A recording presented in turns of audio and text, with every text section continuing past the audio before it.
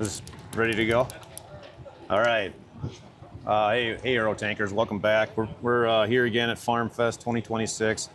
We're here with Matt, showcasing the 21650 tank. We're also looking at some of the components that go inside the tank, and Matt's brought an assortment here where we see a lot of problems in the fall for startup. We see a lot of issues that a lot of people don't understand about their existing equipment. And this is something, part of the business that Matt has as a service side to come out and work on this equipment. And he has the knowledge of what's troubleshooting, what issues we got. But he's got an internal valve, a Snappy Joe, and a relief valve. Let's kind of go through these, Matt, and see what have a little discussion on this. So here's a 2-inch internal valve. We get several calls every year in the fall stating, something my tank has 30, 40, 50, whatever percent that is, says it has gas, but I don't have any gas at my dryer. Okay? Right. Yep. And going through a few questions, and you find out, they may or may not have, frost on a pipe coming out of their tank. And we ask them about this valve, and we describe, the valve with a lever handle on it. So, yep, It is latched, which this is latched. Now, however, if the valve below it, they had open and they latched this, you see what happens when you latch this valve. This is your excess flow. If this is off and this pipe is empty and they just swing it open, the pressure in the tank will hold that poppet closed. Now, once it equalizes, it pops open. So usually all we have to do is ask them to shut the valve off, slowly open it, even with the pressure. You see the first poppet will open, pressure will equalize, and then the valve will open. It's usually a pretty simple fix, but I like to have this here so people can see what's really happening inside that tank. Yeah, that's a great visual aid. It does trick people, and it's very frustrating when you don't know that when you're on site and you can't understand, because again, everything from here up is inside the tank. You can't see what that part's doing. Right. All you see is the valve is open. And that's great. It's great that your customers have someone to contact that's got the working knowledge to come through on that. So let's talk about the Snappy Joe a little bit here. So the Snappy Joe valve, there's a couple things. These are located out in the bulkhead typically. Correct, yes. And we also have these on a lot of our external vaporizers. Sure. But what we'll see a lot is when opening this valve, you put slight pressure on it. Again, pressure will equalize, and then it'll easily open. But there's a lot of leverage here, so a lot of people are in a hurry, and they just go ahead, crank it open.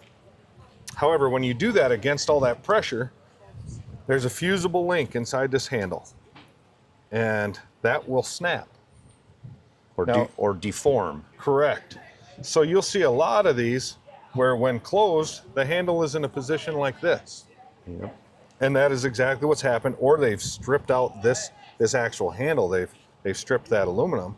So then when they actually open it into the latch position, they're only open about halfway. Yeah.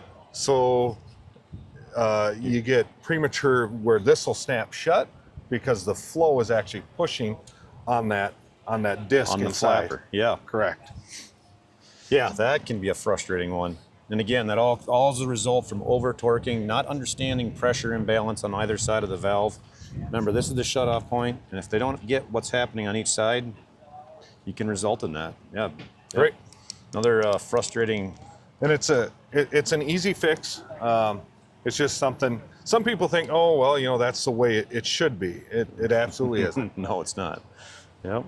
Okay, moving on. We got the semi-internal relief. This is a 2-inch relief. A lot of folks have never seen this, but that's what goes on the top of your tanks.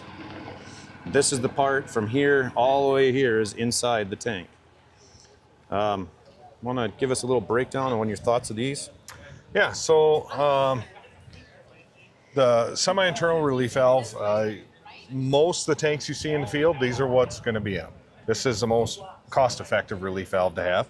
A lot of them you see will have a stack on top with a flap on there. Recently, many states have adopted that we no longer have to have stacks on them. So we'll just use these caps. And the reason we like the caps is you can see what's inside this relief valve. It's clean versus a big rusty pipe dropping. This rubber cap fits very tight. So nothing gets in, If it ever has to relieve, it easily blows the cap off. With a stack and a flap, the wind blows the flap open. If it's a rainstorm, water gets in. It's supposed to be able to weep out through this little hole. But in the world I live in, there's dust and dirt. Dirt, corn chafe, anything could come inside there. Absolutely. And Yep. plug that up. And now not only does it hold that debris, but holds moisture. And here in southern Minnesota, once we hit November, December, then it's ice. Ice. Which Yes. could possibly make this relief valve not operate like it should. So that is why I'm a big fan of, No stacks. absolutely, the caps that come from the manufacturer. Yeah. Great. Well, again, appreciate it. And if you guys are looking for any of these knowledge, any tips, come on down to Farm Fest. We're in booth 618. Thanks, Matt. Thank you.